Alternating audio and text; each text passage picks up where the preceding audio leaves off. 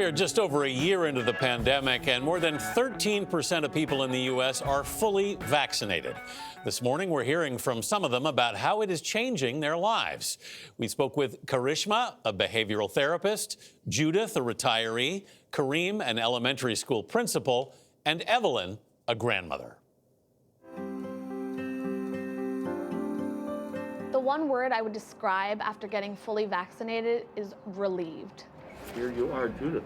I felt at peace. I just cried. I was so grateful. Rejuvenated. Almost like we have a second opportunity. We get to start again. After I got my final dose, I was like, that's it. I'm about to live my best life. And I went to the 76ers game. Obviously, this is something that I would not have even thought about doing a couple of months ago. I was not able to visit my mother at the facility. Just seeing her is very important to me. Just to hear her little remarks makes me so very happy.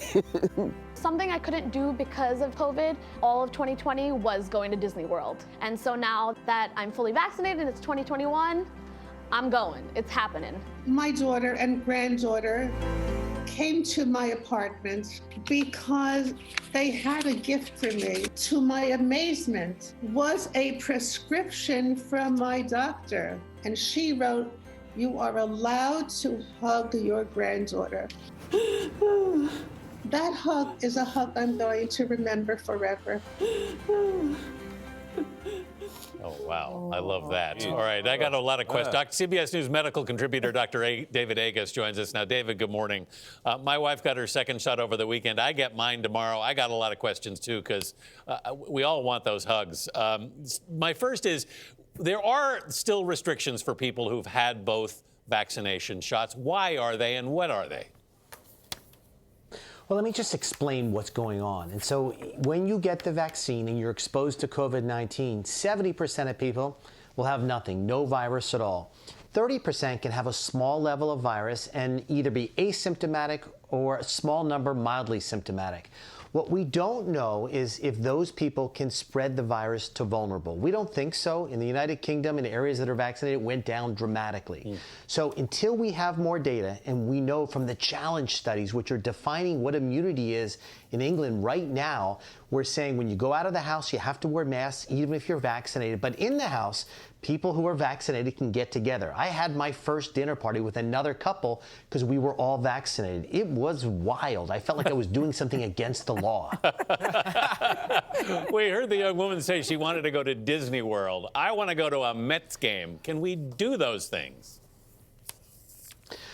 The Mets game is, emotionally is going to be very difficult for you. But yes, and so if you're vaccinated and you can make a good immune response, so that is, there's a subset of people with leukemias, lymphomas, who are on diseases that suppress the immune system, that even if they're vaccinated, I don't want them going out to places until they have a blood test. And the blood test is an antibody test that shows that they're making antibodies to what we call spike protein. It's different than the classic antibody test to say, were you exposed in the past to COVID-19?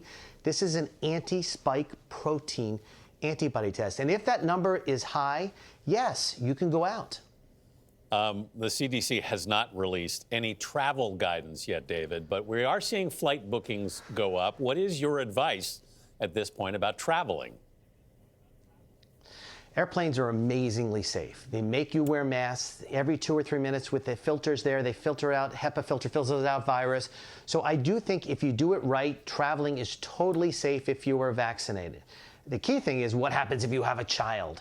And so if you have a child and you play by the CDC rules, is that your child is with you and you're not with other unvaccinated people, it's absolutely fine. And I think, go for it. Go for that trip that you've been holding off. Obviously, it's going to be in the United States because we're the only country that really is up there in vaccinating besides Israel and the UK.